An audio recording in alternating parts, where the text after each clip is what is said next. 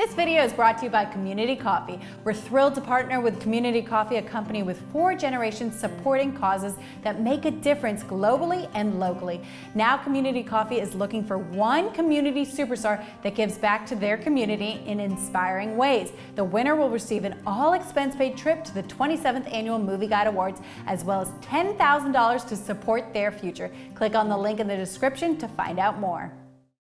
And I have Speed. Give me a clap, please. This is our town. It's a close-knit community, the kind of place where everyone knows everyone, and we're always there for each other. Nice sermon, Pastor. What do you guys have on for the rest of the day? Well, John has a basketball game. Yeah, I've seen this guy hoop it up around here. This kid is so lit. All right, so DeVon, thanks for chatting with me. Thanks for allowing me to chat with you. So you're a judge on our Kairos Prize, screenwriting prize, and so you see a lot of faith-based scripts, and I'm curious, what's that secret sauce that you're looking for in a faith-based movie, and how does Breakthrough hit all those points that you're looking for? Yeah, well, if I told you the secret sauce, it wouldn't be a secret, right? True. You know, it's so hard to articulate because when I read it, I know it, or when I see it, I know it. And it's a very difficult thing to be able to break down, like, here are the elements. I like to tell true stories, so that usually ends up being a part of it. I like to tell stories that when you pitch them, people say there's no way that could have happened. That's always a good sign. I like to tell stories that can make the case for God. I also like to tell stories that can unite people. So, and that can take so many different forms. And so when I'm looking for material to produce, I'm always kind of using that in the backdrop of, like, here are the different things I want to find, but then at the end of the day, it's just about an emotional experience. So whether it's an article, whether it's a story, whether it's a book, whatever, what's the emotional experience? And if I'm being moved by it, I use that as a good indicator that maybe it's something I'm supposed to do. Why do you think it is that stories about miraculous healing are stories that people keep wanting to come back to, keep coming to the theater for? What is it about that? I think entertainment by definition it's defined by an escape. So if you look up entertainment, what it means is it's escapism. So when we engage in entertainment, we want to escape our real life, go into an alternate life, which will allow us to alleviate our stress, allow us a break from our day-to-day. And then when we come back to it, how we feel about our current state depends on the quality of entertainment we've just experienced. So what I like to do is I like people to have an experience when they see films that send them back into real life, hopeful, optimistic, positive, and I think that's what these miraculous stories do. They really, really underscore the power of there are things that happen in life that we can't see. There are things that happen that we can't predict, and I think people want to embrace those stories because they represent hope. And hope is very, very difficult to hold on to day to day. So as many things as we can put into entertainment that can provide people hope, I do think people will continue to gravitate to those things, and as a result, we'll continue to see more of them.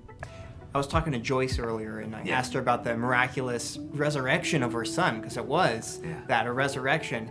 And one thing that she said that stuck out to me is that the miracles didn't stop there. Yeah. They've continued throughout until now. And I was hoping you could expound on that and some of the miracles you've seen just on seeing this movie get made. Yeah, I mean, we're making a movie. That's a miracle.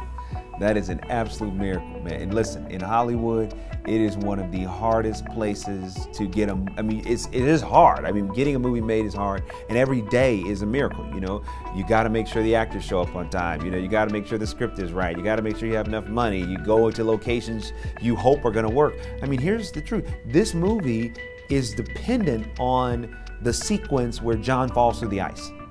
So we had to come to Winnipeg, find a real frozen lake, and shoot the sequence on a frozen lake. We had a crew of over 100 people on the lake. Nobody got hurt. Nobody fell. Miraculous. And when you see the footage, it's unbelievable. So this movie every day has been a miracle. And what I love about these films is that no matter your faith, people who have been agnostic to people who are Christian on this movie have come to me to say how much it has impacted them.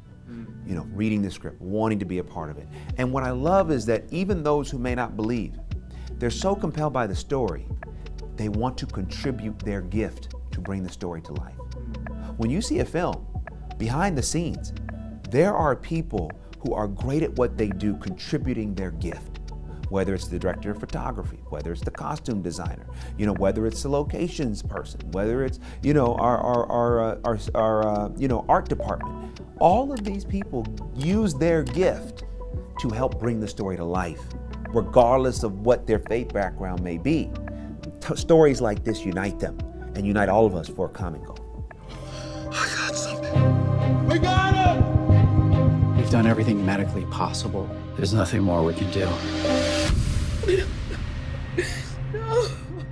Please, God, send your Holy Spirit to save my son.